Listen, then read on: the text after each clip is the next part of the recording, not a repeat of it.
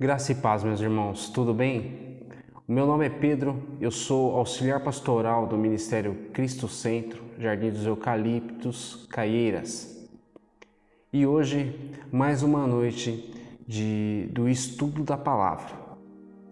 Este mês nós estamos tratando a respeito do tema cura emocional.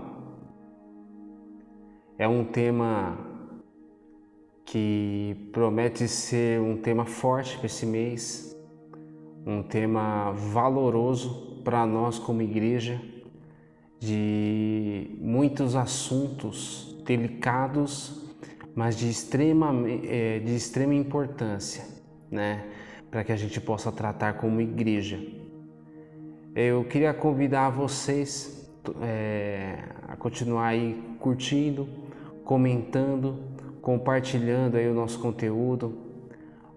Você que faz parte do nosso ministério, que você possa estar acompanhando as nossas ministrações, acompanhando as ministrações das outras Cristo Centro, porque nós podemos ver que é o Senhor falando conosco, o mesmo Espírito, o mesmo Deus que age na nossa vida aqui, tem agido em todos os lugares, tem falado as mesmas coisas. Então nós, como corpo de Cristo, que nós possamos aí nos atentar e nos fortalecer na palavra dele.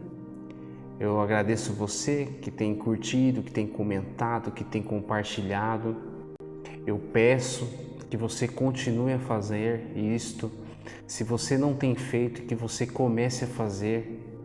É muito importante. Às vezes você manda uma mensagem da palavra de Deus para 5 pessoas.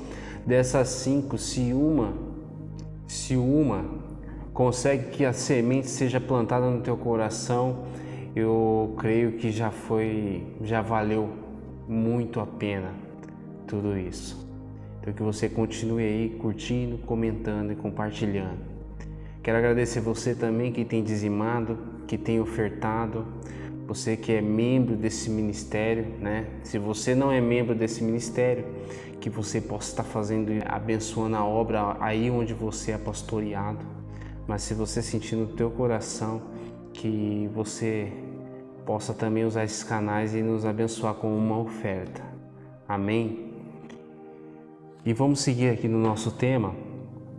Hoje eu quero convidar vocês a abrir as suas Bíblias no Evangelho de Lucas, o capítulo 6. Evangelho de Lucas, o capítulo 6, o verso é o 40. A palavra do Senhor ela diz assim: O discípulo não está acima do seu mestre, mas todo aquele que for bem preparado será como o seu mestre. Amém? Vamos orar, irmãos. Feche os seus olhos, abaixa a tua cabeça e vamos buscar o Senhor em oração. Senhor Deus e Pai, Deus Todo-Poderoso, eu te agradeço, Senhor. Obrigado por tudo que o Senhor tem feito. Obrigado, Deus, por tudo que o Senhor tem realizado. Pai, mais uma noite estamos aqui para estudar a Tua Palavra. Que eu peço agora, Senhor Espírito Santo, que o Senhor esteja presente aqui, aonde o meu irmão estiver, que o Senhor venha trabalhar em nossos corações fortemente, que em todo o tempo nós possamos, Senhor, entender aquilo que o Senhor quer passar para nós e que nós possamos, Senhor, obedecer o Senhor em tudo. Eu peço a Ti, meu Deus, que o Senhor repreenda agora, Pai, toda distração, Senhor, que nenhuma distração fique entre nós e a palavra, que nós possamos ouvir, entender, compreender e principalmente obedecer a tudo que o Senhor tem falado, a tudo que o Senhor colocar agora no nosso coração. Eu peço que em nome de Jesus o Senhor continue trabalhando em nossas vidas e nós oramos, Senhor, agradecidos, no nome de Jesus Cristo. Amém. Amém, meus irmãos. Vamos lá? Bom, essa passagem, a gente já vai entrar no texto. E eu quero vir com um exemplo para que você possa entender hoje essa ministração. Algumas vezes isso já aconteceu comigo e eu não sei se pode ter acontecido com você ou às vezes até de uma outra forma, de um outro jeito. Se aconteceu, que você coloque aí, tá? Bom, eu tenho uma escala já correta, 12 horas por 36 de folga, né? Esse é o meu caso, o meu trabalho. E muitas das vezes eu falo para minha família, olha, dia tal pode ser que eu folgue. Então, como eu trabalho um dia e folgo o outro, trabalho outro dia e folgo o outro, então, né, quando eu tenho uma folga, eu folgaria 3 dias. Então, isso é muito bom para a família, né? Então, às vezes eu falo, olha, talvez eu folgue dia tal. Porém, como às vezes pode ser que não aconteça, o que acontece quando eu chego com a notícia que não deu certo? A frustração alcança a minha família. A frustração pode alcançar até a mim. Então, esse é um exemplo, né? Esse é um exemplo que eu dei, que já aconteceu comigo. Pode acontecer com diversas outras coisas, né? Olha, às vezes, não sei se você pode ficar até mais tarde no seu trabalho, por exemplo. Alguém fala, olha, hoje você vai poder sair 2 horas mais cedo. Então você tem aquilo na tua mente que você sairá 2 horas mais cedo. Mas aí, faltando ali meia hora para as 2 horas mais cedo, chega alguém e fala assim, olha, infelizmente hoje não vai dar. Então você tinha no teu coração que você ia sair no horário correto, mas vem alguém e te coloca uma expectativa no teu coração ali. E você já começa a trabalhar em cima daquela expectativa. E quando aquilo não acontece, você se frustra. Da mesma forma, como é assim a nossa vida, como é assim o nosso trabalho, a nossa vida pessoal, particular, familiar, da mesma forma é a nossa caminhada com Cristo, da mesma forma é o nosso ministério, da mesma forma somos nós na igreja, né? E isso é um pouquinho do que a gente vai trabalhar essa noite. Isso é um pouco do que a gente vai trabalhar essa noite. O tema do mês se trata de cura emocional. A cura emocional, cura da alma, né? A alma é aquele lugar ali onde estão todas as emoções, né? Então existe muita doença ali na nossa alma, né? Existe muita doença. Então se existe uma cura da alma, se tem como eu curar uma alma, existe sim almas doentes. Existem almas doentes, precisando ser restauradas, curadas, saradas, né? E quando a gente vê esse problema, a doença da alma, ela começa de uma forma e ela não vem do nada, né? Da mesma forma, quando uma casa ela vai cair, ela começa a apresentar alguns sinais, né? Apresenta uma rachadura, apresenta alguns barulhos no meio da noite, começa a fazer alguns estalos, né? Nunca vem do nada, isso não acontece do nada. Olha, a casa ela está perfeita e do nada ela rompe e cai. Não, ela começa a apresentar alguns sinais. E da mesma forma são as doenças na nossa alma, né? Da mesma forma. O homem, ele é dividido em 3 partes, né? Corpo, alma e espírito. O corpo, o Senhor nos fez, né? O Senhor nos fez. O nosso representante lá no Éden, o corpo dele foi feito através do barro, através do pó, né? Vamos ler comigo Eclesiastes, o livro de Eclesiastes, o capítulo 12, o verso é o 7. Eclesiastes, capítulo 12, o verso é o 7. Está escrito assim: o pó volte à terra, de onde veio. O pó volte à terra, de onde veio. Então, lá no Éden, do pó o Senhor formou Adão. E ele é o nosso representante lá no Éden. Ele é o nosso pai, Adão. Então, nós fomos feitos do barro, né? Então, esse é o nosso corpo, esse é o nosso corpo. O espírito, ele foi colocado em nós por Deus, né? Da mesma forma aqui, ó, em Eclesiastes 12, 7, a parte B do versículo está assim, ó. Vou ler ele todo. O pó volte à terra, de onde veio, e o espírito volte a Deus, que o deu. Então, imagina, o nosso espírito, quem colocou em nós foi o Senhor, né? O nosso espírito, quem colocou em nós foi o Senhor, né? Nós podemos comunicar com o Espírito Santo porque nós temos o Espírito em nós, né? Nós somos Espírito também, nós temos o Espírito também. Então, essa é a segunda parte, né? Corpo, Espírito.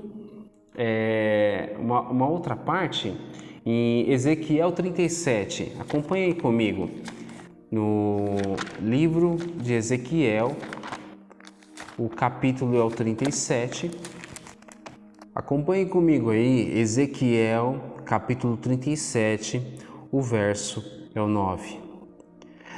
A seguir, ele me disse: profetize ao Espírito, profetize, filho do homem, e diga-lhe: assim diz o soberano Senhor, venha desde os 4 ventos, ó Espírito, e sopre dentro desses mortos, para que vivam. No 10, profetizei conforme a ordem recebida, e o Espírito entrou neles. Eles receberam vida e se puseram em pé. Bom, aqui nós podemos ver o Espírito, ele veio de Deus. E a alma, a terceira parte do ser humano, a terceira parte minha, a terceira parte sua, que é a alma, é algo que é muito importante. É tão importante que algumas traduções da Bíblia traduzem Adão como uma alma vivente, né? Uma alma vivente não porque ele só tinha alma, mas é como quando a gente vai contar o gado, por exemplo. O dono ele fala: olha, eu tenho 1000 cabeças de gado. Não são as 1000 cabeças que ele tem. Ele tem o boi inteiro, são 1000 bois inteiros, só que eles contam como cabeça. Então o que acontece? A alma ela é tão importante, por quê? Porque ela precisa de cura. Nós podemos viver com Cristo tranquilamente com o corpo doente, né? Com as nossas limitações, mas nós podemos viver. Nós podemos viver tranquilamente com Cristo, mas quando essa doença ela alcança a nossa alma, e isso que a gente vai tratar hoje, vai começar, né? Que é um assunto totalmente extenso e muito grande, né? Para ser trabalhado.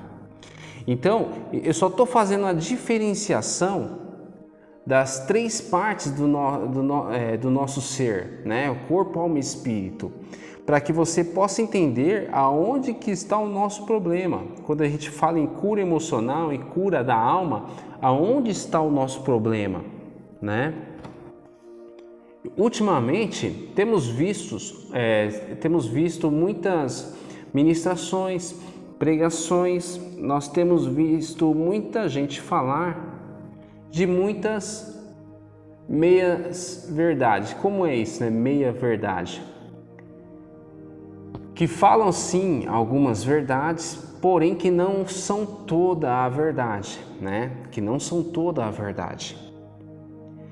Alguns cultos, né, de coach cristão, né, de coach cristão, cultos motivacionais, e isso é bom, isso é interessante.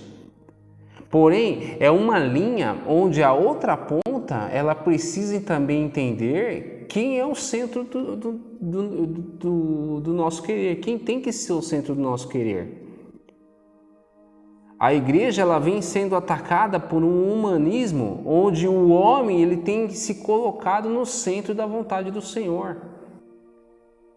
E isso não é verdade. A gente precisa começar a se colocar no nosso lugar.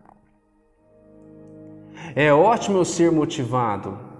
Eu sei que o Senhor me ama, eu sei que o Senhor quer salvar todo homem, eu sei que o Senhor quer que eu vença, porém, de que forma é isso? Como que é esse vencer, né? Como que é isso?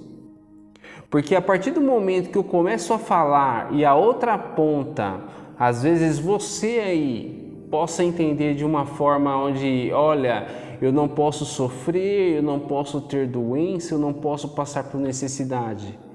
Vai ficar difícil. Vai ficar difícil. Por que ficará difícil? A gente volta agora lá naquela história que eu comecei a falar com vocês, né? Você trabalha com uma expectativa. Você trabalha com uma expectativa de ir embora mais cedo. Você trabalha com uma expectativa do seu cônjuge folgar aí 3 dias direto. Você trabalha com essa expectativa e quando ela não acontece, aí você se frustra. E é o que nós vamos tratar hoje, a perspectiva versus realidade. O que eu tenho buscado? Agora imagina, mas Pedro, a gente está falando de igreja, de palavra de Deus, como é que eu vou me frustrar? Não é tudo falado, não é tudo de todas as formas mostrado, me ensinado? E é isso que a gente precisa entender. O que está sendo ensinado? O que realmente é o Evangelho? Será que é tudo isso que estão falando? Será que é tudo isso que estão falando? Porque quando eu não me ligo com essa realidade do que é o Evangelho e eu trabalho com uma perspectiva enganada, existe um choque. A minha perspectiva não bate com a realidade. Isso cria em mim um choque. E sabe o que faz o choque? Me faz feridas, contusões. Eu vou me machucar. A minha alma vai ficar machucada. Vou ficar com dor na minha alma. Isso vai gerar uma doença na minha alma. Eu acompanhei esse domingo o culto de Cristo Centro Maringá. Pregou foi o pastor Roner. E ele falava a respeito de Neemias, né? Neemias, quando ele foi orar ao Senhor para interceder por Israel, ele se colocou no mesmo balaio, mesmo não estando em Israel, mesmo estando lá na Babilônia, ele se colocou junto com o povo. Senhor, eu e o meu povo pecou contra o Senhor. Então eu preciso, eu gostaria muito que você fizesse como eu estou tentando fazer aqui. Confesso, eu estou tentando fazer aqui. Eu me colocar como vilão na história aqui. É difícil muitas das vezes a gente receber uma ministração e tentar endereçar a outras pessoas, mas vamos tentar de alguma forma se colocar nesse lugar aqui. Aonde eu tenho errado em tudo isso? Então, isso é importante, é muito importante. Mateus, o capítulo 5, o verso 12. O Evangelho de Mateus, o capítulo 5, o verso 12, temos ali o início do Sermão da Montanha, né? O famoso Sermão da Montanha. E nesse instante, o Senhor Jesus, ele fala a respeito ali das bem-aventuranças, né? Se você puder acompanhar comigo aí, são 12 versículos, mas é de grande avalia. Vendo as multidões, Jesus subiu ao monte e se assentou. Seus discípulos aproximaram-se dele e ele começou a ensiná-los dizendo: Bem-aventurados os pobres em espírito, pois deles é o reino dos céus. Bem-aventurados os que choram, pois serão consolados. Bem-aventurados os humildes, pois eles receberão a terra por herança. Bem-aventurados os que têm fome e sede de justiça, pois serão satisfeitos. Bem-aventurados os misericordiosos, pois obterão misericórdia. Bem-aventurados os puros de coração, pois verão a Deus. Bem-aventurados os pacificadores, pois serão chamados filhos de Deus. Bem-aventurados os perseguidos por causa da justiça, pois deles é o reino dos céus.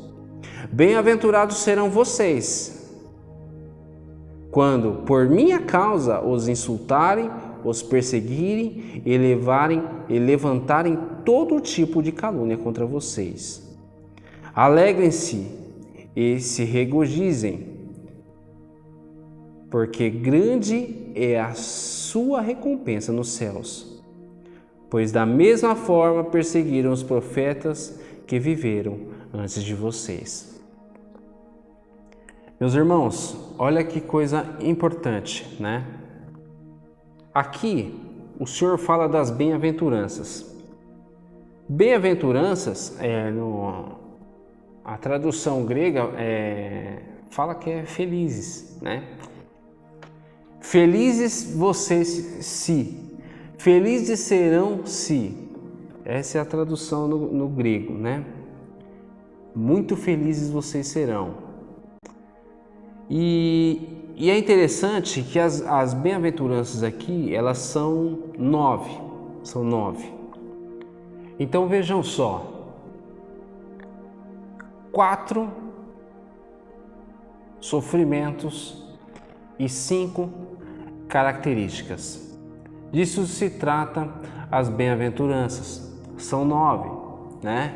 Então a gente pode ver aí, ó, que as características das pessoas, aquelas que o Senhor manda nós termos, que são ser pobre em espírito, humilde, misericordioso, puro de coração, pacificador, são 5. E os 4 sofrimentos, né, que o Senhor fala que a gente sofreria por conta do Evangelho, são os que choram, os que têm sede e fome de justiça, né? Os injustiçados, os perseguidos por causa do Evangelho e os perseguidos e os sofrimentos por causa de Cristo, né? A perseguição por causa de Cristo. Isso são 4. Mesmo eu tendo todas essas ótimas características, isso não me livra desses 4 sofrimentos. Isso a gente pode entender que está tendo aí uma realidade diferente de alguns ensinamentos por aí, né? Essa é a realidade do Evangelho. Essa é a realidade do Evangelho. Então, muitas das vezes, eu prefiro fazer as coisas da minha forma, do meu jeito, né?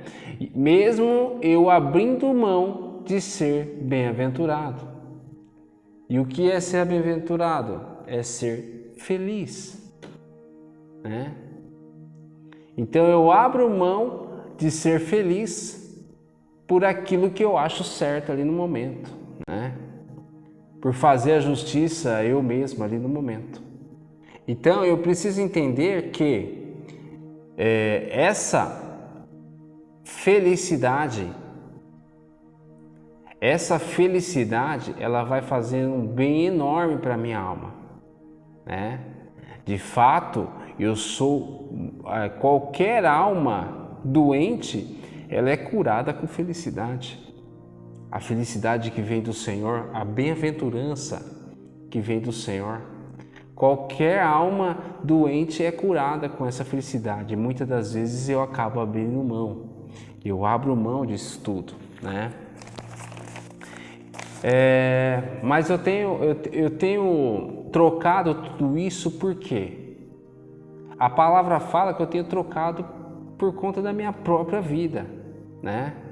A palavra diz isso. Evangelho de João, capítulo 12, o verso 25. Evangelho de João, o capítulo 12, o verso é o 25.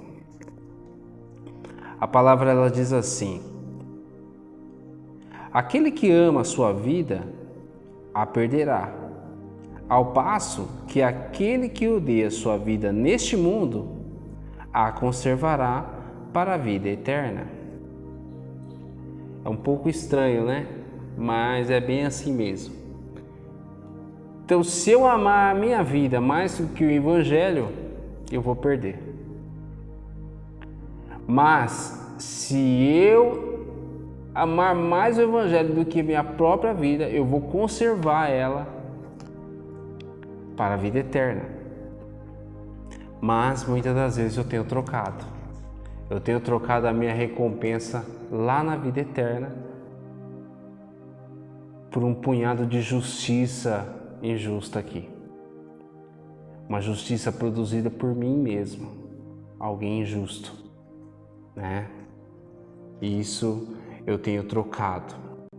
Eu tenho amado mais a minha vida e pensado nela aqui agora mais do que a minha vida vindoura, mais do que na minha eternidade, né?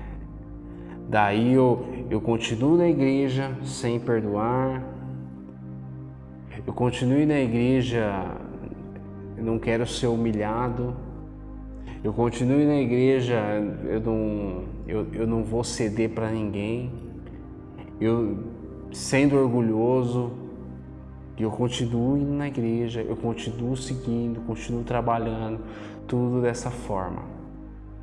Então é necessário a gente rever essas coisas.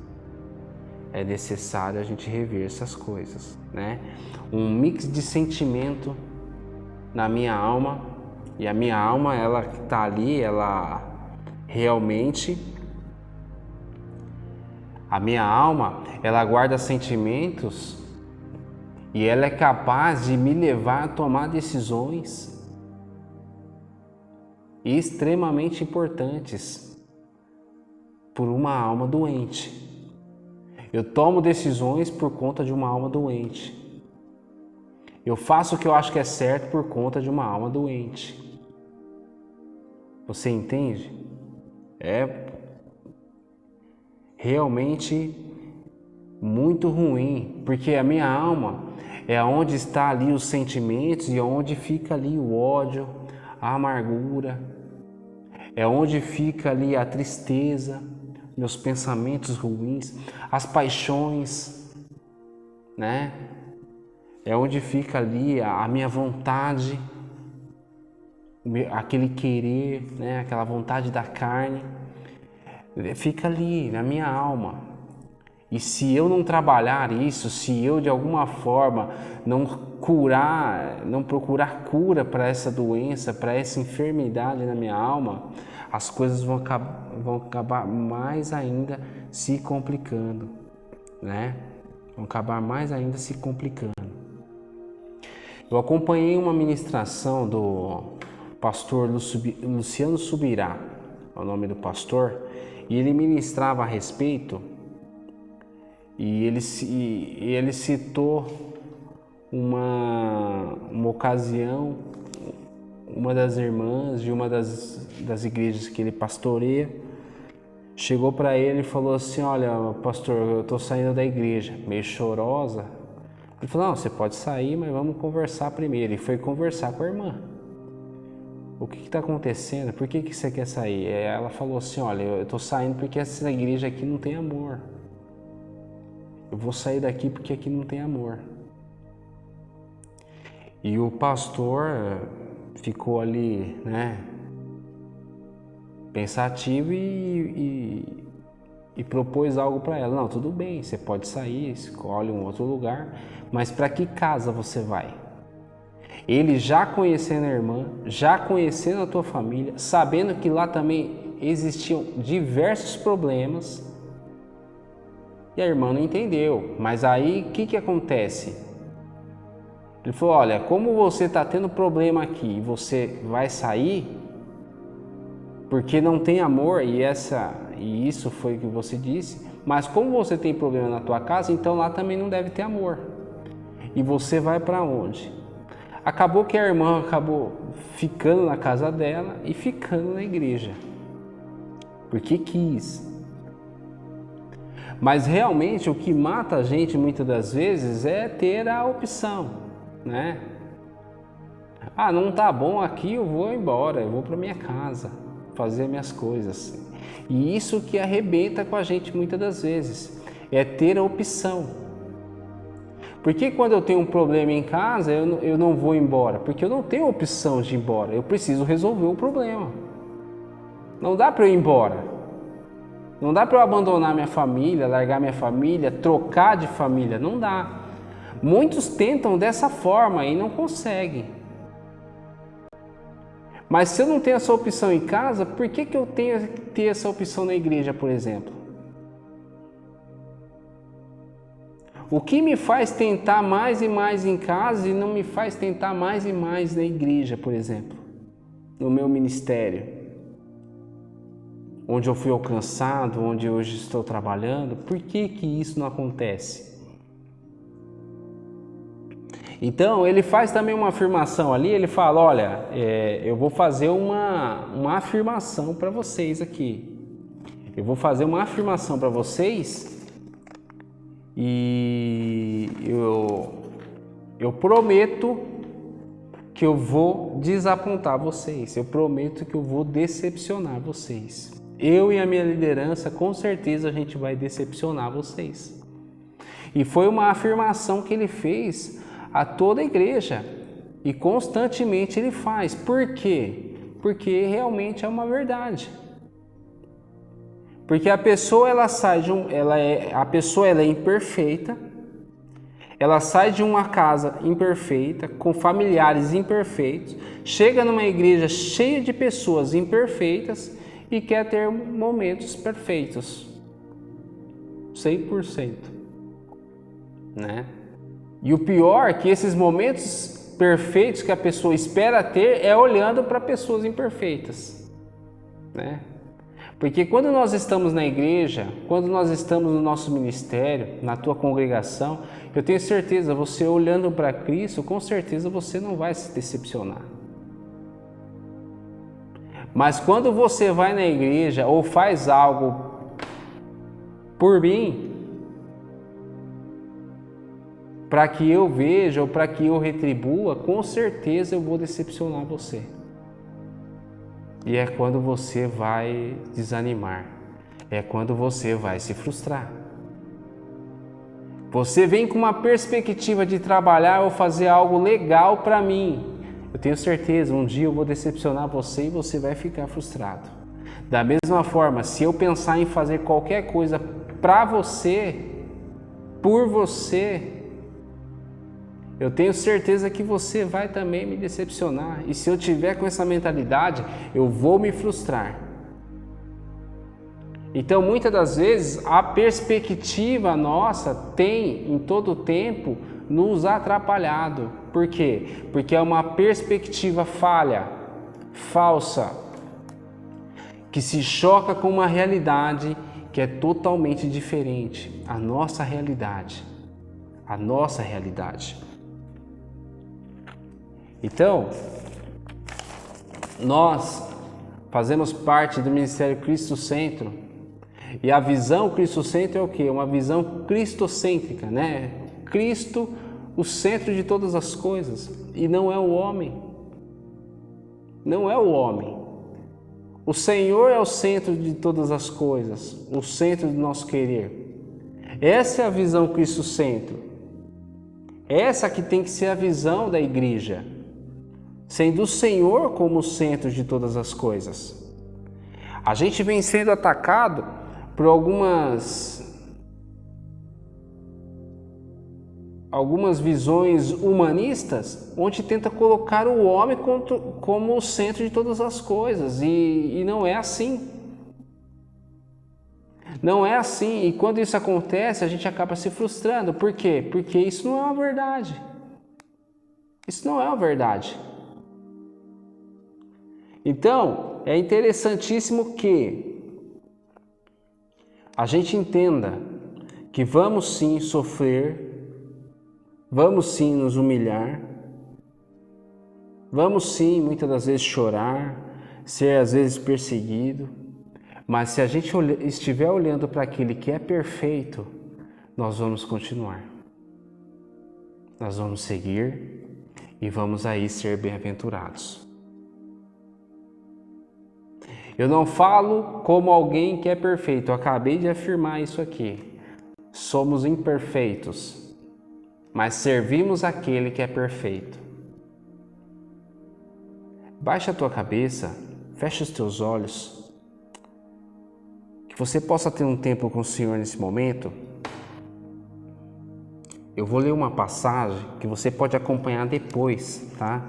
Mas nesse momento que você possa aí ter esse tempo com o Senhor, para que Ele te mostre aquilo que você tem errado, falhado, aquela dor, aquela ferida que você possa ter na alma, que eu sei que o Senhor vai colocar a tua mão nesse momento e vai curar, e que vai transformar todas as coisas, e você vai tocar a tua vida novamente, você vai tocar o teu ministério novamente. Em Filipenses, o capítulo 3, o verso é o 13 e o 14, a palavra ela diz assim: irmãos, não penso que eu mesmo já o tenho alcançado, mas uma coisa faço, esquecendo-me das coisas que ficaram para trás e avançando para as que estão adiante, prossigo para o alvo, a fim de ganhar o prêmio do chamado celestial de Deus em Cristo Jesus. Não que nós um dia cheguemos a ser perfeito, que nós sabemos que até a volta do nosso Senhor nós não vamos ser perfeitos, mas nós temos que estar buscando em todo o tempo. Nós temos que em todo o tempo estar buscando isso, a perfeição, porque esse é o nosso alvo, aquele que é perfeito. Amém, meus irmãos. Senhor Deus e Pai, Deus Todo-Poderoso, eu te agradeço, Senhor. Te agradeço por tudo que o Senhor tem feito. Te agradeço, ó Pai, por tudo que o Senhor tem realizado. Eu te louvo, ó Deus, eu te glorifico. Pai, eu peço a Ti que em nome de Jesus o Senhor esteja conosco, Deus. Realiza, Senhor, o Teu querer, a Tua vontade. Realiza, Senhor Jesus, em nossas vidas aquilo que o Senhor tem para cada um de nós, Pai. Que nós possamos, meu Deus, em todo o tempo entender e compreender a real realidade, Senhor, do Teu Evangelho. Aquilo que nós muitas das vezes temos que sofrer, todos os sofrimentos e perseguições que muitas das vezes temos que passar, Senhor, e passar dando glórias a Ti, glórias ao Teu nome. Que nós possamos, meu Deus, entender essa realidade e que as perspectivas falsas, meu Deus, sejam arrancadas, Senhor, do nosso coração, para que as nossas almas sejam de toda a forma saradas, meu Deus, de todas as feridas, saradas, meu Deus, de tudo aquilo que nos faz mal, e que em todo o tempo nós possamos, meu Deus, se entregar ao Senhor.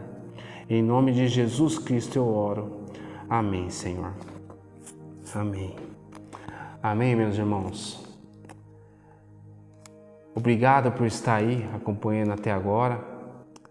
No domingo, nós temos aí culto da família, às 18 horas, através da live do Facebook, presencial na igreja. Se você puder vir, venha, meu irmão. Não fique em casa, venha. Assista aqui presencialmente. Tenha um tempo de comunhão com os nossos irmãos. Nós estamos tendo todos os cuidados, né? Álcool em gel, medição aí de temperatura, né? Higienização dos pés aí ao entrar na igreja. Estamos tendo aí todo esse protocolo de cuidado, mas é importante que você possa vir, tá? Se você não puder também, você pode estar acompanhando aí no Facebook, aí através da live, às 18 horas. Na quarta-feira, às 20 horas, nós temos aí o nosso estudo da palavra e que em todo o tempo nós possamos estar juntos, tá? Estamos essa semana toda aí em oração, às 19h30, presencialmente.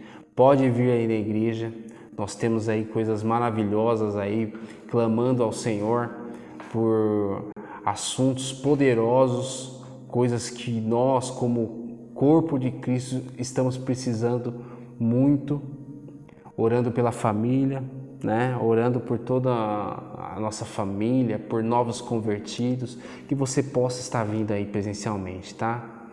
Deus te abençoe, até uma próxima e fique na paz do Senhor Jesus.